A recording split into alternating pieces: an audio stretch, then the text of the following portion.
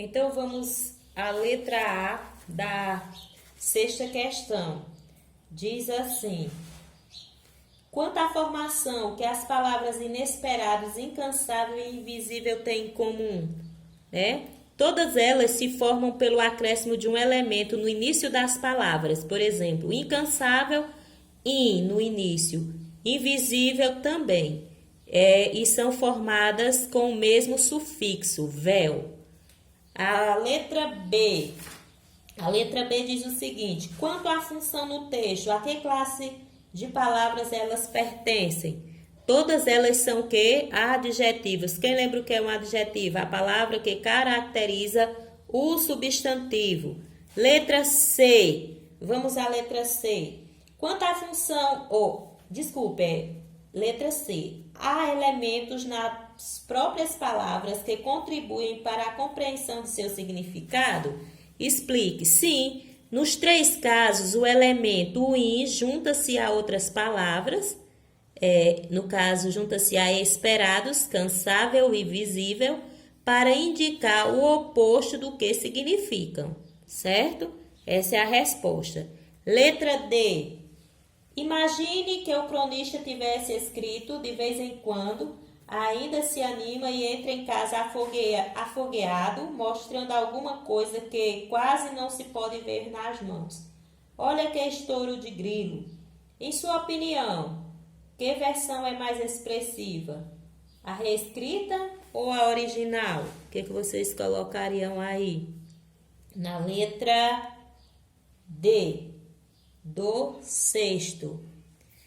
Embora o significado básico se mantenha nas duas versões, o uso de uma única palavra, a invisível, torna a crônica mais expressiva e a descrição do grilo mais econômica para o leitor.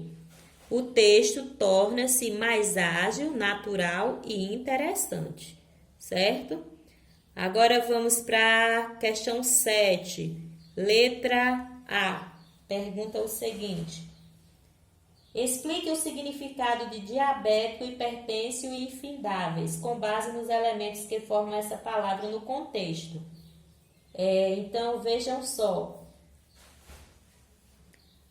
7, né? Letra A. Diabético é aquele que sofre de diabetes. Que palavra você poderia, além de diabético, temos hipertenso, quem tem pressão alta, e infindáveis, que não tem fim. A letra B do 7. Forme duas ou outras palavras com base em cada palavra a seguir. Eu dei alguns exemplos aqui, pessoal, mas vocês podem ter colocado outras, né?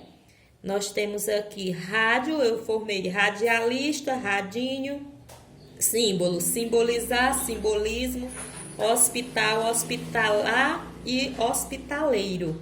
Mas vocês podem ter colocado outras. E nós temos aqui ainda a questão 8 e 9.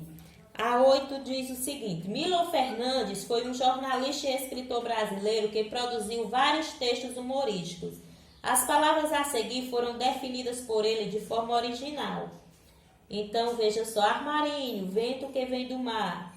Barganhar, herdar um botequim. Detergente, ato de deter pessoas. Algodão, oferecem alguma coisa. Comover, maneira de olhar. Informação, está se fazendo. Marfim, onde acaba o oceano. Então, a letra A do 8º. Qual é a lógica ou padrão que o autor seguiu para definir essas palavras? O autor, minha gente, ele define as palavras como se fossem formadas por composição, né? Ou seja, por radicais diferentes. A letra B. Por que as definições se tornam divertidas? Porque, na verdade, as palavras não são compostas e os significados propostos em nada se relacionam ao significado real delas. Então, vejam só, o 9, o que pede? Vamos experimentar criar palavras? Vocês vão fazer como Milo Fernandes e propor novas definições para as palavras que já existem em português. Então vejam só, a letra A. Use prefixos e sufixos para criar as novas palavras que expressam estes conteúdos. O que não se pode falar? Aí eu coloquei infalável. O que vocês colocaram aí? Pode ser diferente.